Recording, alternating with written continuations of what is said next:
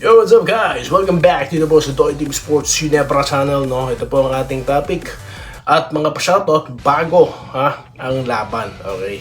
So, traditional na dito yan sa Toy Team Sports. So, bago po yan. Ayan na pala ang topic natin, ha? Okay, mga secret weapons gagamitin na ba sa Game 3? Okay? Bago po yan, salamat po na sa mga followers at subscribers natin. Sa mga hindi pa, ayan, road to 20k na po tayo at road to 3k naman po sa Facebook.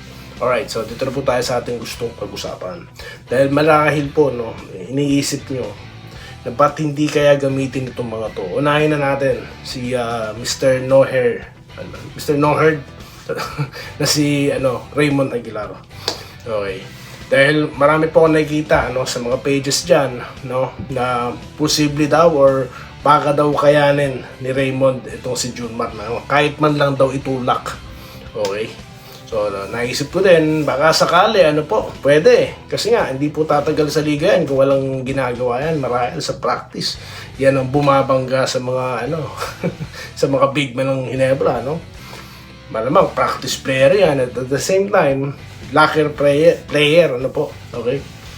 So, ito namang sumunod, no? Tinakpan natin yung mukha, no? Para naman ma-excite kayo kung sino yan. Pero sa tingin ko, alam niyo na kung sino yan. Si John Abis, mga kabarangay, no? Kasi nga, marami po tayong mga write-up na nababasa, no? Or nabasa, okay? Tungkol po sa kung sino itong player na to, no? At ito daw, kahit papano, nakapag-practice na sa Ginebra. Ba't hindi kaya subukan? Okay? Kasi nga, magaling din daw to sa depensa, no?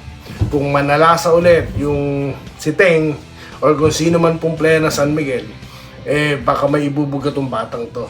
Okay? Yan po yung mga natin, nababasa-basa natin, ba't kaya hindi gamitin? Okay, sa mga ganyan pong kaisipan, no, mga kabarangay, una, tatanungin natin, meron po ba silang in-game experience pagdating po sa isang serye? Si Raymond, alam na yan. Yung isa kasi, bagong-bago pa, si John Abis, di po ba? Kahit po pasabihin natin na meron siyang potential, pero this is a highest stage na kagad, playoffs na ito, no? Pero may mga what-ifs. Ako, pabor ako, no? Ba't hindi kaya subukan? Baka maka-magic bunot dito ang Ginebra, no? Ulitin ko, ang magic bunot, yun po yung mga player na normally di naman kasama sa rotation pero nagamit ng coach at nag-perform ng maganda. Di po ba? Nakapag-contribute para maipanalo yung team. Yun po yun. Okay? So, baka, no? Itong dalawang ito, no? Pero in reality, mga boss, sa tingin ko pa rin, no? Coach Tim Con will rely sa kanyang starters at sa kanyang second five, no? Alright. So, alam naman natin lahat na topic na natin dito, no, kung ba't natalo yung Ginebra. Meron pa iba mga vlogger dyan, dumidiskarte, no? Kaya daw natalo, ganito. Meron na naman silang mga mga ini-insinuate na naman. Meron na naman silang mga teorya na naman. Okay? So, ewan ko ba. Simpleng basketball lang naman, natalo. Ganun kasimple. No? Momentum shift. First half, ang momentum sa Ginebra. Second half, may adjustment ng San Miguel, nag-shift ang momentum. Ganun po kasimple, natalo. No? Wala na yung mga kung ano-ano pa pong mga teorya, no? Yung kumakalat. Talo na nga Diba? Natalo. Nakita, napanood naman po natin kung paano nag-shift ang momentum, di po ba? So, yun ang pagkatalo. Hindi na kakargahan ng kung ano-ano pa. Magka-views lang. Bira naman. Okay, shoutout na po tayo mga boss. Nakikita ko na po inyong mga komento, no? Dito sa ating content. At marami pa rin po nanonood, no? Kahit pa paano. Ganyan naman pagtalo Ginebra, expected na. Dito tayo kay Sir Wenceslao Hapon ng mga solid, no? Matalo, manalo, hindi lang sila basta NSD. Lagi pa rin sila nanonood ng Doy TV. Okay, kahit natalo, nandito pa rin. Salamat po, sir. No? Kaya siguro yung ibang vlogger dyan, walang content kasi talo, walang views. Okay. Good morning, Doy. Pagkagising kasi nung bago yung laro, may content eh. Nung panalo, syempre may content. Pagkatalo, alam na. Oh, alam ni Doy TV yan. Okay. Mahina ang ano yan, mahina ang views pagtalo. Kilala nyo na ba yung tinutukoy ko? Good morning po, Kuya Idol. Magpo ako ng ano to. Ma'am Imelda Ramirez. Ayan, makabagong content commenter natin, ha? Okay. Dapat, kapag ka ikaw nagpapakilala Hinebra ka, manalo, matalo, no? Magpakita ka sa fans, no? Anuhin mo sila. Gabayan mo sila. I mean, dapat anuhin nyo sila. Samahan nyo sila sa kalungkutan. Yung iba, nahihirapan ng makatulog eh. Dapat, nandyan kayo to support them, no? Hindi porket pag panalo lang, eh, nandyan, no? Thanks po sa pa-shoutout, sabi Sir Lawrence, correct? Ako manalo matalo, may pa-shoutout si Doy TV, no?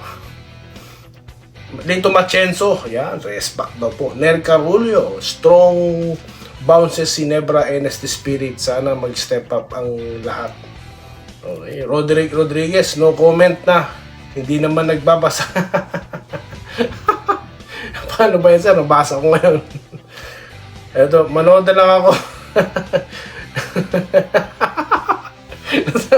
Nakakatawa. Hindi sa isa ni Sir Roderick Rodriguez. Pasensya na po kay Sir, no? Ako po yung humihingi ng paumanhin, no? Kung hindi ko po nababasa. Kasi po yung mga tao na yan, lagi po kasi silang nanonood. I mean, kahit saan kasing platform ko nandun eh, no? Kaya nababasa ko po talaga. Pasensya na po talaga kay Sir. Sige, re-record ko na po to, ha? Sir Roderick Rodriguez. Okay, kasama na po kayo sa mga sa regulars. Salamat po, ha. Enrique Rivero, ayan. Shoutout sa'yo, Rodante Sabida. Okay, sa atin ng Game 3. Ganun, nag-collapse lang tayo talaga. Yes, yan po ang tama. Nag-collapse. Okay, nangyayari po talaga yan. Kamusta po kayo sa apat na team po? Hindi masabi kung sino sa kanila ang hari. Bilog ang bola. Yes, kailan ka po. Kobe Pogi, SMB tuloy-tuloy na yan. Bumalik na kamandag ng tirador. Yun na nga, may momentum na eh. Nagising, mga taga San Miguel. No? Tignan natin, no, kung karapat-dapat po ang San Miguel na manalo, no? At kung karapat-dapat din ang aming barangay, no? Magrespetuhan tayo dito, no?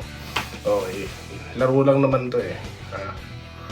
Okay, Benito Madeloso, kung sino ang magandang laro, yan ang mananalo. Totoo naman yan. Ito po si Natalie Hart. Ayan, ano po to? Regulars natin. Kaso, ayaw nito sa Hinebra. Iyakin daw po Hinebra fans.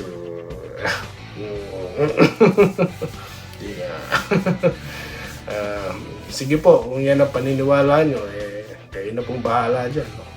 Di ko na po kayo aasarin. I mean, di ko na po kayo pakikialaman dyan.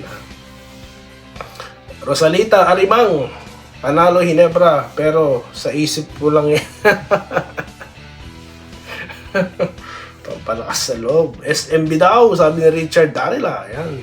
Si Richard Darila pala ay isa palang SMB. Ayan.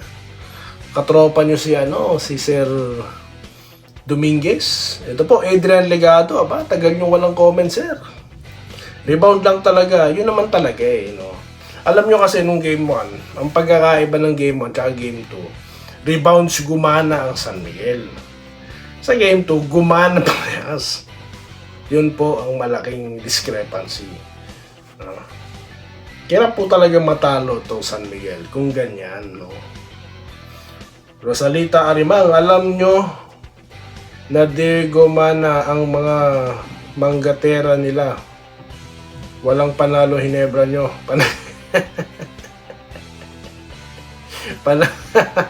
Okay. Namantalan nyo lang malalaman po sa Game 3 kung talagang yan. Naswerte lang, no? Okay. Okay. Ano pa sabi ni Sir Adrian Legado, Yun ang magic bunot si Jerome Teng dahil hindi naman kasama sa rotation. Yun po ang nakakaintindi. Yan, sabi ko sa inyo, marami dito. Meron lang dito iba, gusto lang mangkasal kahit mga kabalbalan na lang ang sasabihin.